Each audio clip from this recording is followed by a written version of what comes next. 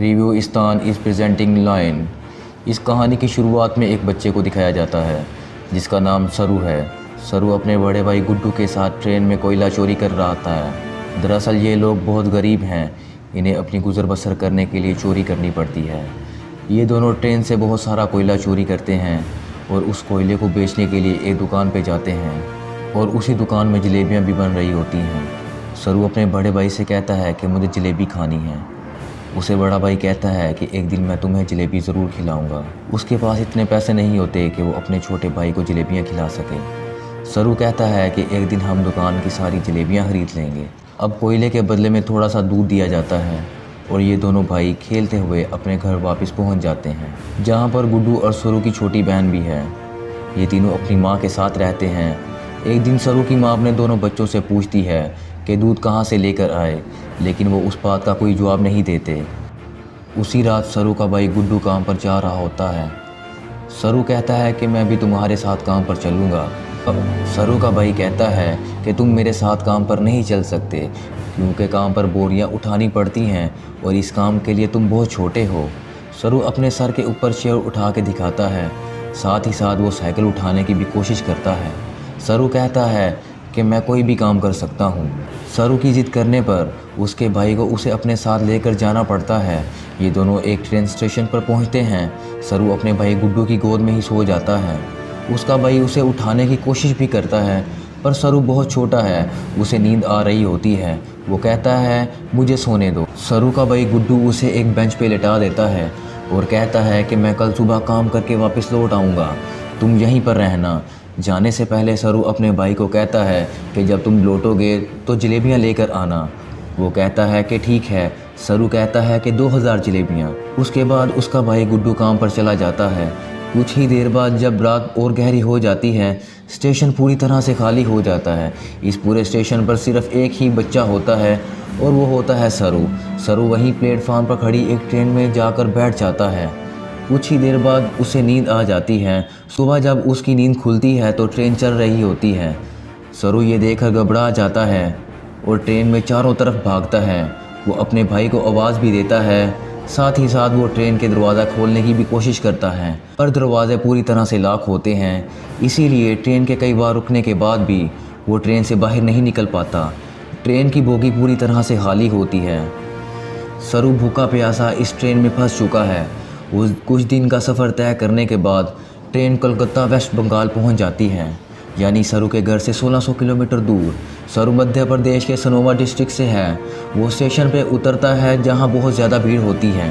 वो ticket counter पर जाता है और कहता है कि मुझे अपने घर जाना है, पर यहाँ पर सब बंगाली में बात कर रहे होते हैं। सरू को किसी की बात समझ नहीं आती। वो वहीं स्टेशन पे बैठे अपने जैसे बच्चों के साथ जाकर बैठ जाता है जिनके पास कोई भी घर नहीं होता।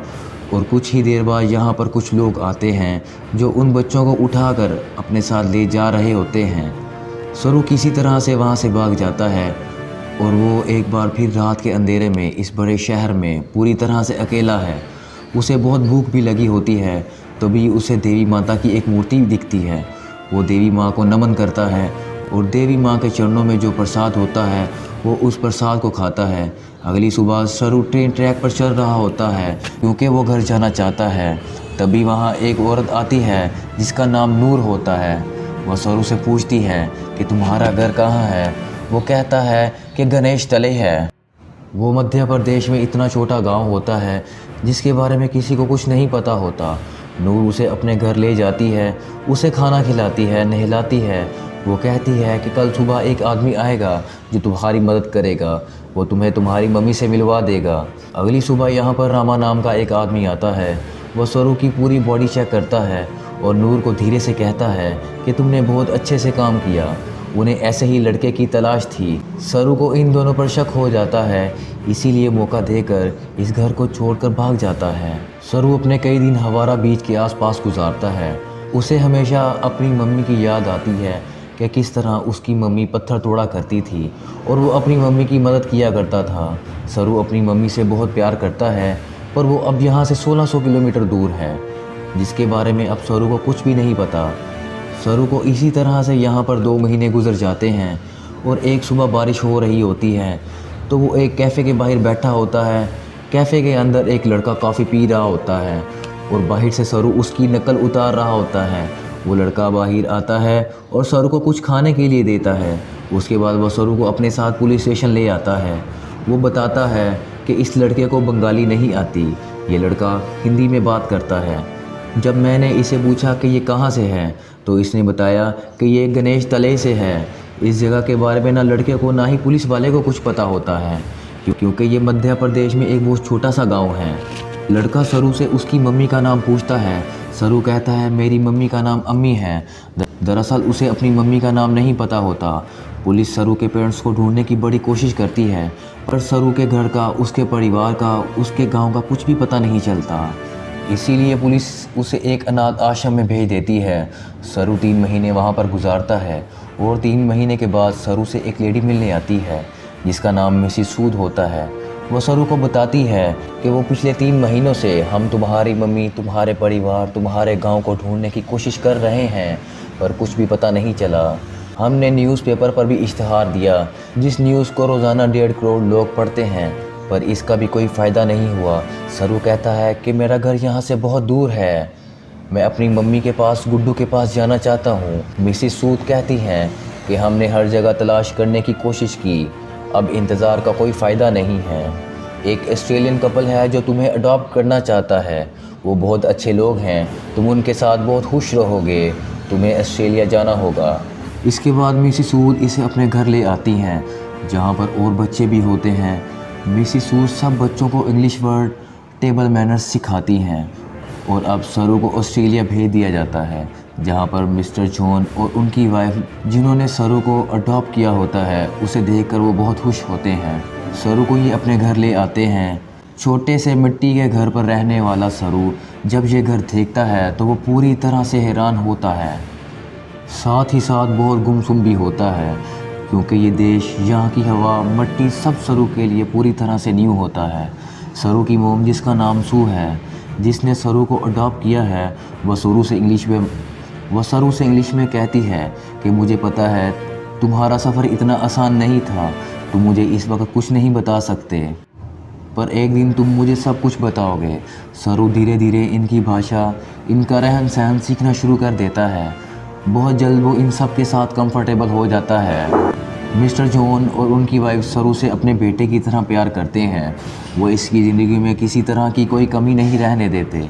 1 साल बाद ये एक और बच्चे को अडॉप्ट करते हैं, जो इनके साथ एडजस्ट नहीं हो पाता। वो अपने आप को नुकसान पहुंचाना शुरू कर देता है, पर मिस्टर जॉन और उनकी वाइफ उस बच्चे को कंट्रोल करने और समझने की कोशिश करते हैं, क्योंकि वो उसकी मदद करना चाहते हैं। उसी रात को मिसेस सू रो रही होती हैं। सरू उनके पास जाता है, उनके आंसू साफ़ करता है और उनके गले से लग जाता है, यानी कि अब उसने पूरी तरह से मिसेस सू को अपनी मोम मान लिया है। धीरे धीरे वक्त गुजरता है और 20 साल गुजर जाते हैं। सरू अब बड़ा हो चुका है। मिस्टर जॉन और उनकी वाइफ, जो सरू के मोम डैड हैं, उनको सरू पर गर्व होता है। वो होटल मैनेजमेंट की पढ़ाई करने के लिए मेलबर्न जा रहा होता है। वो अपने उस भाई से भी मिलता है जिससे मिस्टर जॉन और उनकी वाइफ ने अडॉप्ट किया होता है, लेकिन ये दोनों एक दूसरे को पसंद नहीं करते। सरू अब होटल मैनेजमेंट की इंट्रोडक्टरी क्लास में पहुंच जाता है, जहां पर सब अपने बारे में बताते हैं। सरू कहता है कि वो अपना होटल खोलना चाहता है, साथ ही वो ये सब बताता है वो इंडिया से, कलकत्ता से है। इसके बाद यहाँ पर जितने भी स्टूडेंट्स होते हैं वो सब के सब हाउस पार्टी रखते हैं, जहाँ पर सरू भी जाता है। वहाँ बहुत सारे इंडियन स्टूडेंट्स भी होते हैं, इसीलिए यहाँ पर बहुत सारा इंडियन फूड होता है। और सरू वहाँ पर जब जलेबियाँ देखता है तो उसे बचपन का वो लम्हा याद आ जाता है, जब उसने अपने भाई गुड्डू से जलेबियाँ खाने के लिए कहा होता है और जवाब में उसके भाई गुड्डू ने कहा था वो उसे जलेबियाँ ज़रूर खिलाएगा। सरू ने कहा था एक दिन वो सारी जलेबियाँ ख़रीद लेंगे। सरू को जब भी वो लम्हा याद आता है तो उसकी आंखों में आंसू आ जाते हैं और वो अपने दोस्तों को बताता है कि वो कलकत्ता से नहीं है, किसी और जगह से है। बचपन में वो खो गया था, वो एक ट्रेन में बैठ गया था और वो जब ट्रेन रुकी तो वो कलकत्ता पहुंच गया था। वहाँ पर उसे एक लड़का पूछता है कि वो ट्रेन में कितने दिन तक रहा। सरू कहता है 2-3 दिन तक। वो लड़का इसके गांव का नाम पूछता है। सरू कहता है कि गणेश तले, लेकिन सरू को अब ये भी नहीं पता होता कि वो अपने गांव का नाम सही तरीके से बता पा रहा है कि नहीं, क्योंकि उसे हिंदी बोलना नहीं आती, वो अब सिर्फ इंग्लिश बोल सकता है। वहाँ पर एक लड़का उसे कहता है, कलकत्ता के हावड़ा ब्रिज से जहाँ पर तुम बचपन में पहुँचे थे, वहाँ से अगर हम टाइम और ट्रेन की स्पीड कैलकुलेट करें तो हम तुम्हारे गांव के आसपास के रेडियस में पहुँच सकते हैं। वहाँ पर एक लड़की उसे गूगल अर्थ के बारे में बताती है।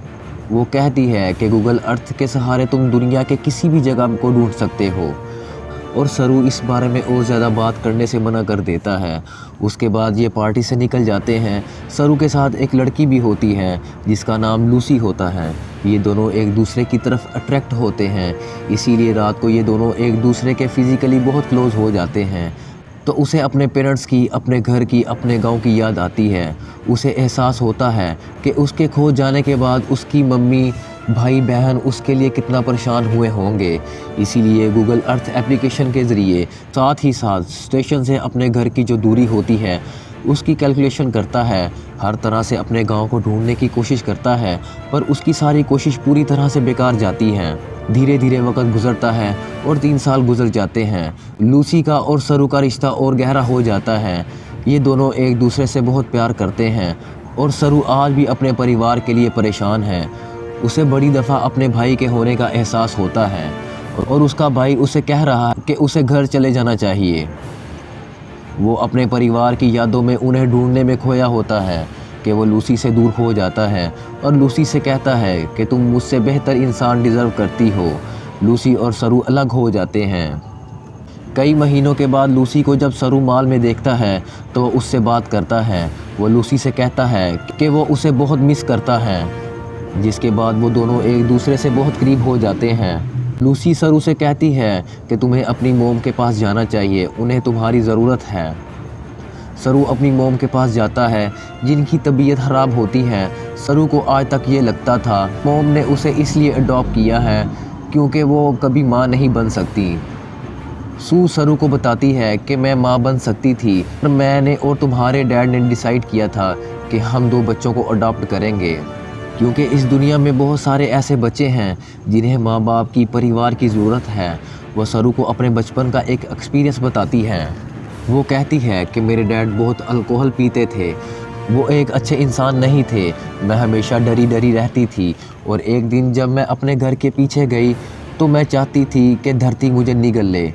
तभी मुझे घर की दूसरी तरफ एक बच्चा दिखाई दिया जिसकी ब्राउन स्किन थी और अगले पल वो बच्चा मेरी साइड पर खड़ा था। उस पल मुझे एहसास हो गया कि अब मेरी ज़िंदगी में सब कुछ ठीक होगा। फिर तुम और तुम्हारा भाई मेरी ज़िंदगी में आए, लेकिन अब तुम मुझसे बात नहीं करते, मुझे तुम्हारी ज़रूरत है। सरू को यहाँ पर एहसास होता है कि उसे अपनी मोम का साथ देना चाहिए और साथ ही साथ वो अपनी बायोलॉजिकल मदर को ढूंढना चाहता है, अपने भाई को ढूंढना चाहता है। इसीलिए एक बार फिर वो गूगल अर्थ पर अपने गांव को ढूंढने की कोशिश करता है और जब वो इंडिया के अलग अलग हिस्सों को जूम करके देखता है तो उसे वो जगह दिखाई देती है जहाँ पर उसकी मोम पत्थर तोड़ा करती थी। इसके बाद वो धीरे धीरे आसपास के पूरे एरिया को सर्च करता है। उसे अपना गांव जिसका नाम गणेश तले है वो उसे मिल जाता है। उसे पता चल जाता है कि उसका गांव मध्य प्रदेश की डिस्ट्रिक्ट में है। इस बात से बहुत खुश होता है। वो ये बात लूसी को और अपनी मोम को भी बताता है। उसकी मोम भी उसके लिए बहुत खुश होती हैं क्योंकि उसकी मोम और डैड चाहते हैं कि वो इंडिया जाकर अपने परिवार से मिले। सरू अब भारत आ जाता है और वो उस जगह पहुंच जाता है जहां पर उसने अपना बचपन गुजारा था। वो धीरे धीरे बचपन की यादों से आगे बढ़ता हुआ उस घर तक पहुंच जाता है जहां पर वो अपनी मोम अपने भाई बहन के साथ रहा करता था। पर अब इस घर में कोई भी नहीं रहता। वो आस पड़ोस से पूछने की कोशिश भी करता है पर उसकी ज़ुबान किसी को समझ नहीं आती, ना ही वो अब हिंदी समझता है। अभी वहाँ पर एक आदमी आता है जिसे इंग्लिश आती है। तो उसे अपनी माँ, अपने भाई और बहन का नाम बताता है। उससे पूछता है कि जो परिवार इस घर में रहता था अब वो कहाँ चला गया है। वो आदमी उसकी बात का जवाब नहीं देता और वहाँ से चला जाता है। पर फिर कुछ ही पलों के बाद वापस आता है और सरू को इशारा करता है। सरू जब उस तरफ जाता है तो वो देखता है कि सामने से एक बूढ़ी औरत आ रही होती है और ये औरत कोई और नहीं बल्कि वो औरत होती है जिसकी गोद में सरू ने अपना बचपन गुजारा होता है। उसकी बायोलॉजिकल मॉम होती हैं। वो इनके गले लगकर बहुत रोता है। सरू की मोम आज तक इस गांव को छोड़कर इसलिए नहीं गई थी क्योंकि उसे यकीन था कि एक दिन उसका बेटा लौटकर ज़रूर आएगा। सरू की बहन भी यहाँ पर होती है, अपनी बहन को अपने गले से लगा लेता है, पर सरू अपने भाई से मिल नहीं पाता। उसे पता चलता है जिस रात वो अपने भाई के साथ काम पर गया था वो नींद आ रही होती है, इसीलिए सरू को उसके भाई ने बेंच पर सुला दिया था। और जब उसका भाई जा रहा होता है तो सरू ने अपने भाई से कहा था कि वापस आते हुए जलेबी लेकर आना। उसी रात सरू के भाई गुड्डू की ट्रेन हादसे में मौत हो गई थी, यानी कि एक माँ ने एक ही रात में अपने दोनों बेटों को खो दिया था। पर उसकी उम्मीद भगवान पर यकीन था, जो इतने सालों तक वो अपने छोटे बेटे सरू का इंतज़ार करती रही। आज 25 सालों बाद उसका बेटा वापस लौट आया था। सरू के बाद ऑस्ट्रेलिया में अपने मोम और डैड को कॉल करता है। वो उन्हें बताता है कि मुझे मेरा परिवार मिल गया, पर इससे कुछ भी नहीं बदलता और आज भी आप मेरे लिए वही जो पहले थे, आप मेरे मोम डैड हो। इसके बाद सरू उन सारी जगहों पर जाता है जहां पर वो अपने भाई के साथ खेला करता था, और इन जगहों पर जाकर उसे अपने बचपन की याद आ जाती है जब वो इन्हीं रास्तों पर अपने भाई के साथ चला करता था। सरू को यहाँ पर एक और बात पता चलती है, वो ये कि उसका नाम सरू नहीं बल्कि शेरू है, जिसका मतलब होता है लॉयन। एंड पर हमें कुछ रियल फ़ोटोज़ दिखाई जाती हैं जिसमें सरू के वो माँ बाप जिन्होंने सरू को अडॉप्ट किया होता है वो इंडिया आते हैं। इंडिया में जो उसकी असली बायोलॉजिकल माँ होती है वो उन्हें अपने गले से लगा लेती है। तो ये थी सच्ची कहानी सरू की। ऑफिशियल रिपोर्ट्स के मुताबिक पता चलता है कि भारत से हर साल 80,000 बच्चे गायब होते हैं, लेकिन उसमें से 1% बच्चे भी ऐसे नहीं हैं जिनकी किस्मत सरू की तरह हो। इसीलिए पूरी कहानी इस फिल्म के जो हीरो हैं वो और कोई नहीं बल्कि मिस्टर जॉन और इनकी वाइफ सू हैं, जो अपने बच्चे पैदा कर सकते थे, पर उन्होंने फ़ैसला किया कि वो अपने बच्चे पैदा ना करके उन बच्चों को अडॉप्ट करेंगे जिनके पास घर नहीं है, ताकि उन्हें एक अच्छा घर मिल सके। अगर इस दुनिया में हर एक इंसान की सोच इस तरह से हो जाए तो ये दुनिया जन्नत बन जाए। ये फ़िल्म सन 2016 में रिलीज़ हुई थी। IMDb पर इस फिल्म की रेटिंग 8 है। इस फिल्म का बजट $12 मिलियन था और बॉक्स ऑफिस में इस फिल्म ने $141 मिलियन की कमाई की थी। उम्मीद करते हैं कि ये कहानी आपको पसंद आई होगी।